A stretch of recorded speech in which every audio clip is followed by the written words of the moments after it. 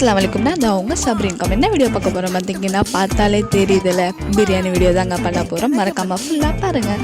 ஒரு டவரை எடுத்துகிட்டு அதில் எண்ணெய் எல்லாமே போட்டுட்டு பட்டை லவங்கம் வெங்காயம் தேவையான அளவு எல்லாமே போட்டுட்டு நல்லா ப்ரௌன் ஷேட் அளவுக்கு நல்லா வதக்கிக்கிட்டே இருந்தோம். இந்த சைடு நான் இஞ்சி பூண்டு பேஸ்ட் ரெடி பண்ணிட்டு இருந்தேன். இந்த சைடு பாப்பா கொஞ்சம் விளையாடிட்டு இருந்தா.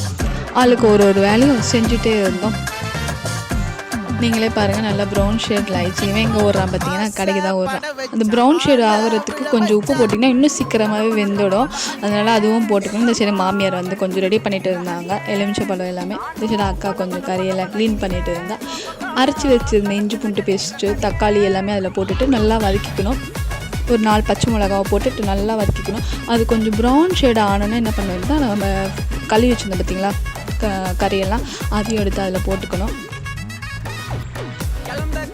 பாருங்கள் நீங்களே எப்படி இருக்குன்னு. இந்த தண்ணி எதுக்குன்னா லாஸ்ட்டில் நான் சொல்கிறேன்.